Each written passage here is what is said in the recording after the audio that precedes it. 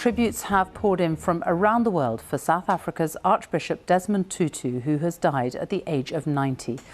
Archbishop Tutu was a Nobel Peace Prize laureate and was considered as one of the driving forces behind the anti-apartheid movement in South Africa. The former US President Barack Obama described him as a mentor and moral compass, while Boris Johnson said he would be remembered for his spiritual leadership. Our Africa correspondent Andrew Harding looks back at his life. We raise our hands and we say, we will be free! Desmond Tutu was an exuberant figure, an outspoken Anglican priest who became one of the world's great moral voices. It was during South Africa's long and violent struggle against white minority rule that he rose to prominence, condemning the apartheid government, comparing them to the Nazis. The system of this country, apartheid, is immoral. The system of this country is evil. With Nelson Mandela hidden away in prison, Tutu soon became the face of South Africa's struggle for freedom and for justice. He leaves behind a legacy, one of the last of the generation of people who told us that apartheid was wrong and stood up for human rights everywhere. And he never stopped doing that. In 1994, Tutu was awarded the Nobel Peace Prize and used his global platform to criticize Britain and America for being too soft on the apartheid government. Eventually, Mandela was released, but the advent of democracy presented Tutu with new challenges in a country that he now dubbed the Rainbow Nation. Often in tears, Tutu presided over South Africa's Truth and Reconciliation Commission, seeking to expose and to heal the wounds of apartheid. He specialized in forgiveness, but with accountability.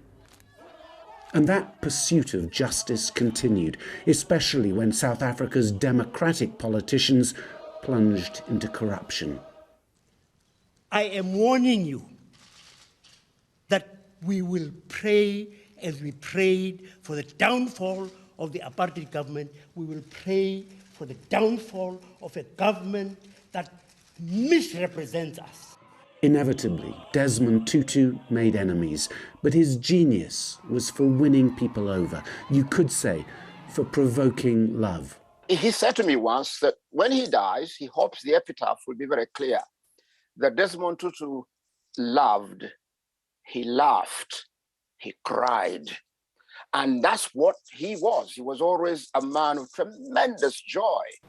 The one thing that helps Desmond Tutu stand out and occupy this unique place in South African history is that he was there at every step of the way through this country's tortuous journey from apartheid to democracy and beyond, with that clear, moral, often angry, sometimes laughing voice, a man defined above all by his sense of hope.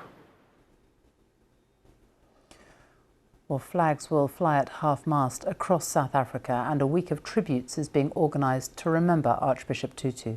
His funeral will take place on the 1st of January. Many South Africans have been gathering outside his homes in Cape Town and Soweto to lay wreaths and light candles. Our correspondent, Nomsa Maseko, reports from Soweto. Paying their last respects.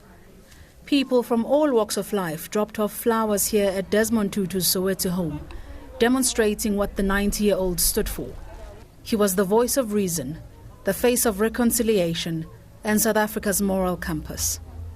It's a dark day to us as South African because he's the light and the icon of this country. He used to be a father to us. His wife used to be a mother to us. It was Desmond Tutu, known affectionately as the Arch, who coined the phrase Rainbow Nation to describe South Africa's ethnic diversity. More than any other, sometimes when you have some problems, you just go in him and then he'll just give you a prayer, and then we go to the chapel and he will pray for us every day when we have problems. Several memorial services are expected to be held in honor of Desmond Tutu over the next few days. For people here in Soweto, they remember the Arch as a unifying figure who played a prominent role in South Africa becoming a democracy. Flowers were laid in Cape Town too, where he died at his home surrounded by family and friends. A 7-day send-off is being planned, including a lying-in state and a mass to be held by the Anglican Church. Nomsa, BBC News, Soweto.